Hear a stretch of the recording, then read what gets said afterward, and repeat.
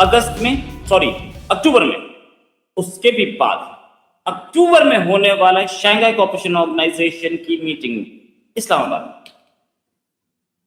अक्टूबर में मीटिंग होगी, वो भी फॉरेन मिनिस्टर्स की, बहुत सारे फॉरेन मिनिस्टर्स आएंगे, डेलीगेट्स आएंगे, लैंड करेंगे वो कहीं चकलाला एयरबेस या जैसे आजकल नूर खान बोलते हैं, या इस्लामाबाद एयरपोर्ट, और वहां पे जाके बहुत सारी मीटिंग्स होंगी। लेकिन सिक्योरिटी इस्लामाबाद की अभी से आर्मी के हाथ में दे दी गई। आर्मी अभी से, मतलब आप सोचिए, छठा महीना चल, 10वें महीने, 4 महीने पहले सिक्योरिटी एक एससीओ की फॉरेन मिनिस्टर्स की मीटिंग के लिए, अगर कहीं डोनाल्ड ट्रंप आ रहे होते तो 2 साल पहले दे देते। सिचुएशन यही है। मतलब ये डर है टीटीपी का, क्योंकि टीटीपी इस्लामाबाद के अंदर घुस करके हमला कर चुकी है, और साथ में उन्होंने धमकी भी दी है कि मैं फैजल मस्जिद में खड़े हैं, हम लोग वीडियो बनाए हैं। और डर टीटीपी का है, डर तालिबान का है कि कहीं अंदर तक घुस करके हमला ना करते हैं, लेकिन बताना नहीं चाहते। बहाना शंघाई कोऑपरेशन ऑर्गेनाइजेशन का। इस्लामाबाद में सिचुएशन खराब अभी तो नहीं है। अगर मैं ये बोलूं कि वहां बॉम्ब फट रहे हैं, लोग भाग रहे हैं, नहीं, ऐसा भी नहीं। डर ये है कि टाइम आने पर हमला किया जाएगा, और इस्लामाबाद टीटीपी धमकी दे चुकी और तालिबान धमकी दे चुकी। अब अफगानिस्तान की तरफ से हर तीसरे दिन धमकियां आ रही हैं कि रिटेलिएशन हमारी तरफ से होगा, और ये लोग हमले कर रहे हैं। ये लोग क्रॉस बॉर्डर अपनी एयरफोर्स से हमले कर रहे हैं एक ऐसे टाइम पे जब सपोर्ट मिला है, या बोले डिफेंस कॉन्ट्रैक्ट हुआ है रशिया और तालिबान के बीच में। चाइना भी कुछ अपनी कॉन्ट्रैक्ट्स कर रहा है, अमेरिका से क्या सपोर्ट है उसको सबको पता है। वहां से एक बड़ा असला बारूद आ सकता है तालिबान के पास। असला बारूद इन द सेंस के हवा में उड़ने वाले प्लेन को गिराने की टेक्निक, यानी कि वो मिसाइल तो आ ही जाएगी, इसमें कोई शक नहीं। इसी बात करने के लिए हमारे साथ मंजरी जी। मंजरी मैम, बहुत बहुत स्वागत है आपका हमारे शो में। मैम, 4 महीने पहले सिक्योरिटी दे दी है तो बड़ा गड़बड़ नहीं है? शुरू करती हूँ। छोटी मोटी नहीं, बहुत भयंकर है। एक तो पीएजे ने इरप्ट करना स्टार्ट कर दिया है। जेएसी उसने rejected talks with Islamabad. Okay, तो और उसके बाद उन्होंने लॉकडाउन और प्रोटेस्ट इस्लामाबाद के विरोध में शुरू कर दिया है, और उन्होंने कहा है कि अगर जून 9 तक उन्होंने बात नहीं मानी तो कुछ और भी ज्यादा होगा। ठीक, तो एक समय दिया है, और वो तो पीओजे के तो इनका इरप्ट करने वाला है। दूसरी चीज इनकी क्या है कि VBIED अटैक हुआ है पाकिस्तानी फोर्सेस को करते हुए। चेक पोस्ट का नाम है ईदाक मीर अली, नॉर्थ वजीरिस्तान में, और वहां पर हाफिज गुल बहादुर लेड इत्तेहाद उल मुजाहिदीन, ये इन्होंने जो है अटैक की जिम्मेदारी ली है। उसके विजुअल्स भी हैं। पाकिस्तानी फोर्सेस तो आप जानते हैं कितने बहादुर लोग हैं, ऑफ कोर्स। उसके बाद क्या है, पाकिस्तान ने कैंसिल किया अपना flagship defence expo ideas 2026 due to budgetary shortage. पैसे है नहीं, पंप फट रहे हैं, लोग प्रोटेस्ट पे जा रहे हैं, लॉकडाउन कर रहे हैं, टीटीपी तबाही मचाए है। पाकिस्तान करेगा क्या? ईरान से तेल आ नहीं पा रहा, बलोची अलग इनकी नाक में दम किए हुए हैं, कुछ अपने एरिया से, टेरिटरी से पास नहीं होने दे रहे। तो अब आप ये बताइए कि पाकिस्तान करे तो क्या करे? आर्मी को उन्होंने एससीओ के बहाने दिया है, लेकिन अगर आर्मी को नहीं देंगे, पुलिस तो वहां की आर्मी निहत्ते बलोचों को निहत्ते बलोच आर्मी को दौड़ा रहे, पुलिस क्या कर लेगी? ठीक है, पेट्रोल ऊपर से नहीं चलेगी कहां से? जितनी ईरान से स्मगलिंग हो रही थी, ईरान को इस समय भारत का साथ बहुत जरूरी है, आप समझिए। तो अब पाकिस्तान की बैंड बजी हुई है। ठीक, तो अच्छा, रशिया से भी एक डिफेंस कॉन्ट्रैक्ट हुआ जिसपे बहुत सारे चीखे, खासतौर से मेरे एक बड़े अच्छे दोस्त हैं कमर चीमा साहब, वो भी बहुत चीखे कि यार ये तो रशिया से भी कॉन्ट्रैक्ट हो गया, वहां से भी हथियार आएंगे, ये तो सब आतंकवादियों को सपोर्ट कर रही हैं।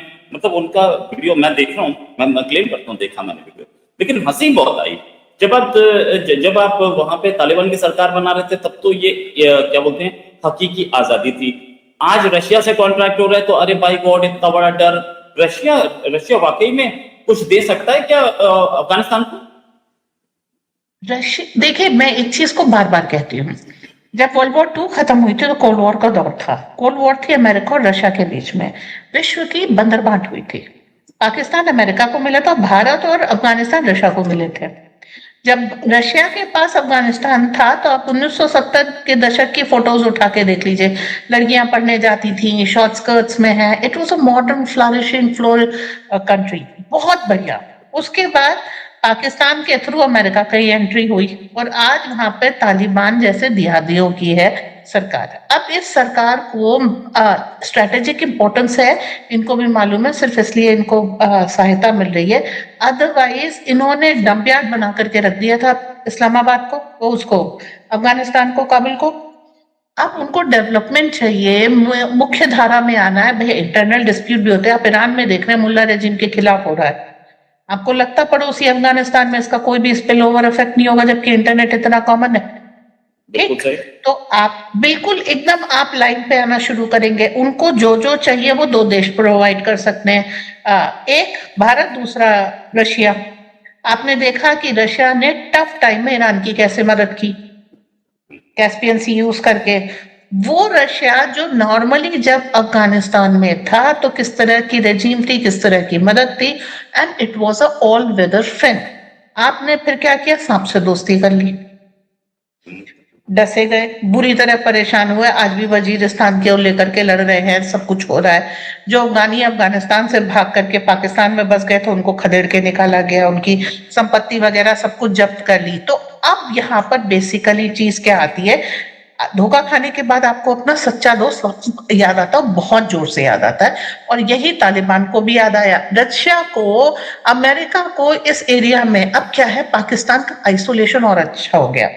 ईरान अगर भारत से कुछ भी दुश्मनी करना चाहे तो भी रशिया की मदद से नहीं कर पाएगा। क्यों? क्योंकि रशिया उसके यूरेनियम स्टॉक पाइल की 2015 में भी जिम्मेदारी ले चुका था, अभी भी जिम्मेदारी ले रहा है। तो रशिया उनके स्टॉक पाइल की जिम्मेदारी ले रहा है, वहां पे टेक्निकल टेक्नोलॉजी डेवलपमेंट कर रहा है। तो एक तरफ ईरान है, आपने देख लिया, एक तरफ बलूचिस्तान है, वो स्पिल ओवर इफेक्ट आएगा, एक तरफ अफगानिस्तान है, और दूसरी तरफ हम है, भारत।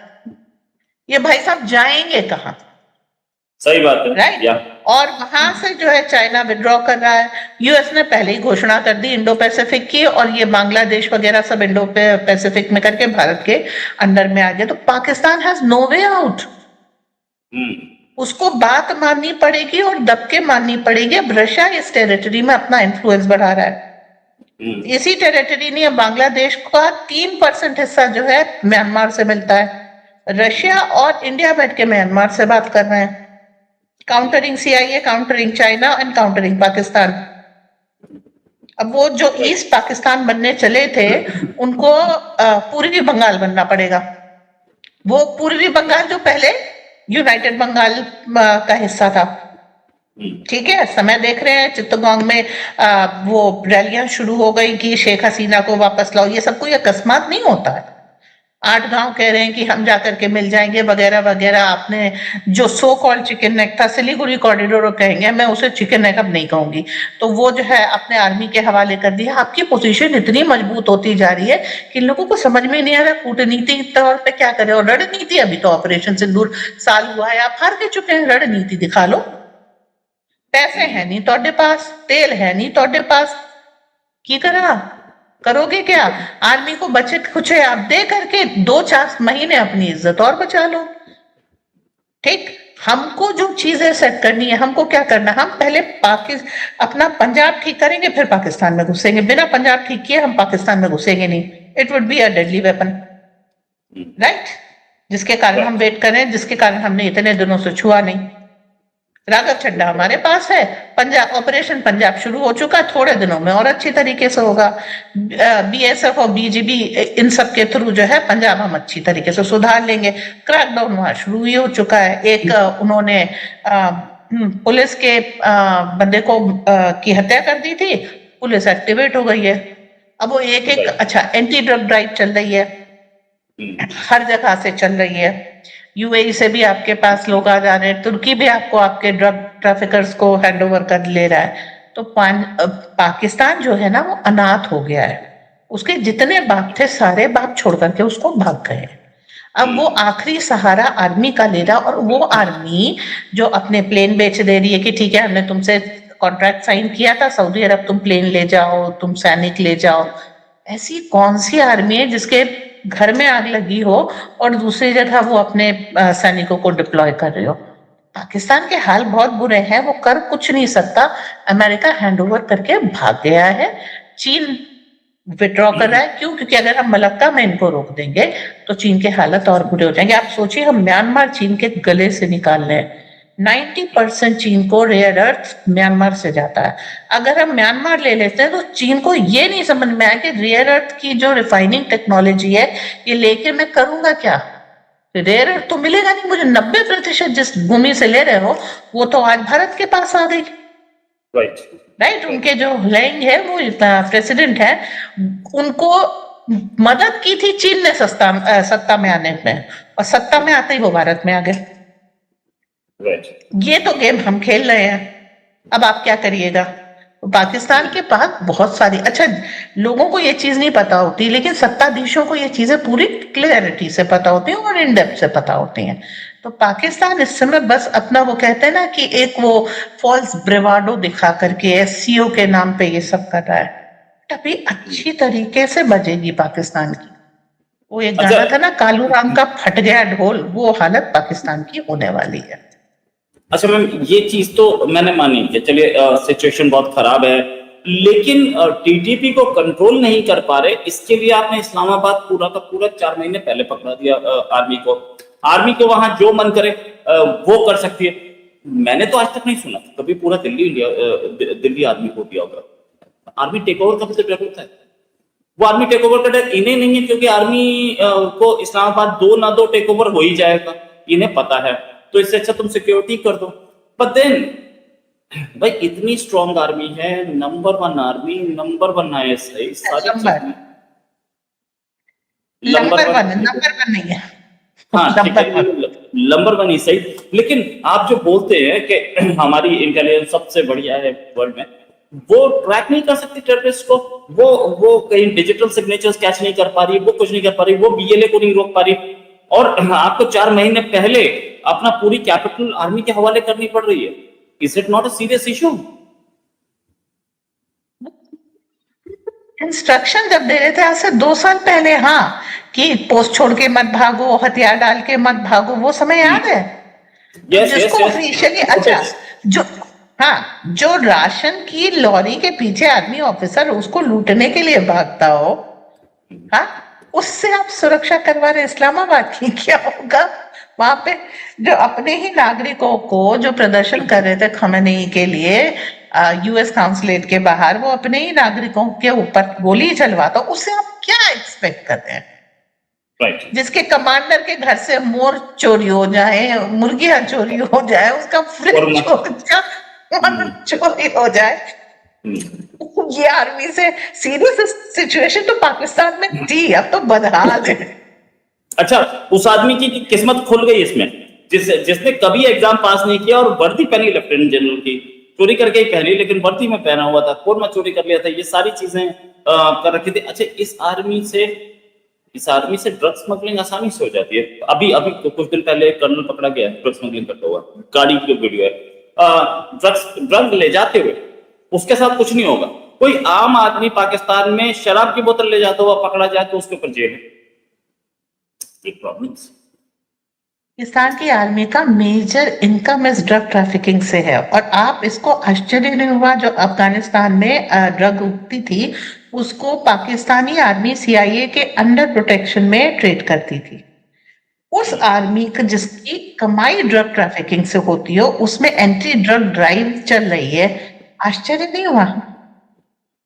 दया, कुछ तो गड़बड़ है मुझे कहीं से, क्योंकि एंटी ड्रग ड्राइव इस समय भारत चला रहा है पूरी दुनिया में, और ये कहीं इस ड्राइव में पार्टिसिपेट करने के लिए मजबूर है, बाकी सब लोग समझदार हैं। राइट। तो मैम, इसमें अगर मैं फाइनल क्वेश्चन आपसे लूं तो क्या इस पूरे सूरत हाल में ये माना जा सकता है कि पाकिस्तान की police is not capable of tackling? क्योंकि हम बताएंगे आपको, मैं उसका रीजन बता रहा हूँ। 1984 ऑपरेशन ब्लू स्टार और उसके बाद कुछ ऑपरेशंस पंजाब में हुए, जिन ऑपरेशंस में हमारी आर्मी को सक्सेस नहीं मिला एंटी टेरर ऑपरेशंस में, उसके बाद इंडिया को एक बात समझ में आई कि टेरर के खिलाफ आर्मी नहीं लड़ सकती, लोकल पुलिस ही लड़ सकती है। और लोकल पुलिस ने बड़ा अच्छा काम किया पंजाब में टेरर खत्म करने के लिए, और इस समय जम्मू कश्मीर में टेरर खत्म करने के लिए local police has been doing wonderful job. Army नहीं लड़ सकती क्योंकि आर्मी के पास लोकल एरिया इंटेलिजेंस नहीं होती है, एलआईओ उन्हें सपोर्ट नहीं करती है।